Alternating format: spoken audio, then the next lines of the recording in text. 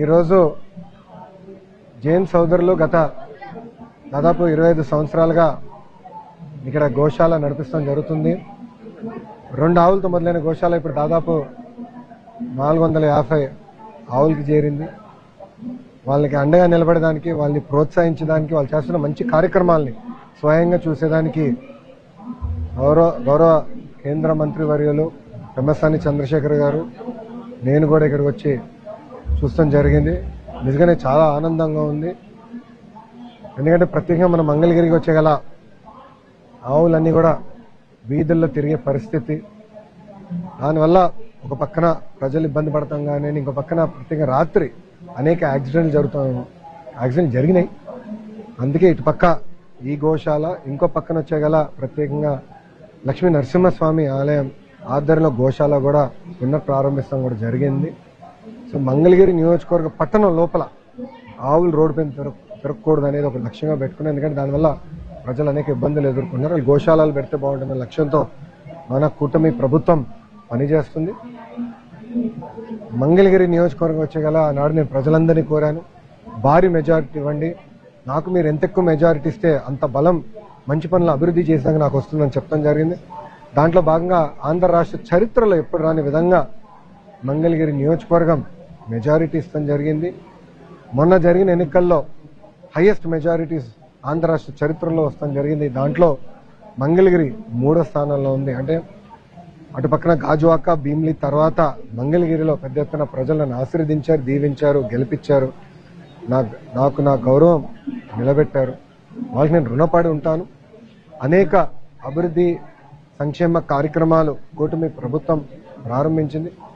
ఈరోజు నేను గర్వంగా చెప్పగలుగుతాను, దశాబ్దాలకు ఏదైతే ఇంటి పట్టాలు అంటే ఎంక్రోచ్మెంట్ రెగ్యులరైజ్ చేయాలని ప్రజలు మొత్తుకుంటా ఉన్నారు.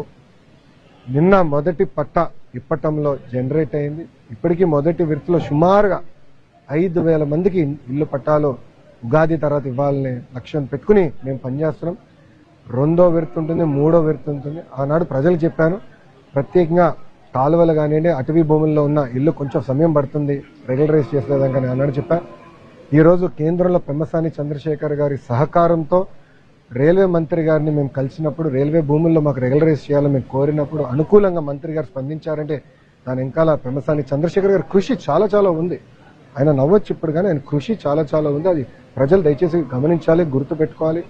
అంతేకాదు రైల్ ఓవర్ బ్రిడ్జ్ కూడా, నెడమర్ గేట్ దగ్గర రైల్ ఓవర్ బ్రిడ్జ్ కూడా పెమ్మసాని చంద్రశేఖర్ పర్సనల్ గా తీసుకుని ఫాలో అప్ చేసి అది ఇప్పుడు బోర్డు వరకు తీసుకొచ్చి పనులు కూడా త్వరలో ప్రారంభించబోతున్నాం. అంతేకాకుండా ఈ ఇళ్లు పట్టాలు ఇచ్చేదానికి రీటైనింగ్ వాల్ కట్టాలనేది ప్రజలు మహానాడు ప్రాంతంలో వెళ్ళినప్పుడు కోరారు. దానికి నిధులు కేటాయించాం, డిజైన్లు అవుతున్నాయి. ఇప్పుడు దానిపైన రోడ్ కూడా వేద్దాం. అంటే 4 లేన్ రోడ్ వేస్తే ట్రాఫిక్ చాలా ఈజ్ అవుట్ అవుతున్న లక్ష్యంతో మొత్తం డిజైన్ చేస్తున్నాం. దీంతో పాటు ఏదైతే ఆనాడు నేను చెప్పానో పార్కుల అభివృద్ధి కానివ్వండి, చెరువుల అభివృద్ధి కానివ్వండి, శ్మశానాల అభివృద్ధి కానివ్వండి, కమ్యూనిటీ భవనాలు, రైతు బజార్లు, ఇంకో పక్కన social welfare hostel, BC welfare hostel, ప్రభుత్వ పాఠశాలలు, ఇట్లా దాదాపు మీరు చూస్తే 100 అభివృద్ధి కార్యక్రమాలకి కూటమి ప్రభుత్వం శ్రీకారం చుట్టింది.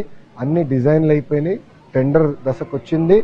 టెండర్లని దేవుడి సహకారంతో ఏప్రిల్ మే మాసంలో పూర్తి చేసి భూగర్భ డ్రైనేజ్ కానివ్వండి, భూగర్భ నీరు కానివ్వండి, అంటే వాటర్ పైప్ లైన్ కానివ్వండి, భూగర్భ గ్యాస్, భూగర్భ పవర్ కూడా ఇవ్వాలని మంగళగిరి లక్ష్యం పెట్టుకుని పనిచేస్తున్నా. అది కూడా ఎవ్వరు చూడని విధంగా, అంటే ఆంధ్ర రాష్ట్రంలో ఎప్పుడు జరిగిన విధంగా ఒక 14 రోజు ఒకరు కట్ చేసుకుంటే వెళ్తే సాయంత్రం పూట లేయింగ్ జరిగిపోవాలి, 2వ రోజు టెస్టింగ్ అయిపోవాలి, 3వ రోజు క్లోజ్ అయిపోవాలి. రోడ్ పర్ఫెక్ట్గా ఉండాలి. మనం అంటే 3 రోజులు అన్ని పనులు అయిపోవాలి. ఏ వీధిలోకి వెళ్ళినా అట్లా చేయాలనే లక్ష్యంతో కూటమి ప్రభుత్వం పనిచేస్తుంది. అంతేకాదు ఆనాడు చెప్పే జెమ్స్ అండ్ జ్యువెలరీ పార్క్ ప్రత్యేకంగా మంగళగిరిలో ఏర్పాటు చేయాలి అని లక్ష్యం పెట్టుకున్న దానికి భూములు కూడా ఎత్తికాం. డిజైనింగ్ జరుగుతుంది. అంటే డిజైన్ టు రీటైల్ అంతా మంగళగిరిలో జరగాలి. మనకు అనేక మంది స్వర్ణకారులు ఉన్నారు కనుక వాళ్ళని ఆదుకోవాలి లక్ష్యంతో మన ప్రభుత్వం పనిచేస్తుంది.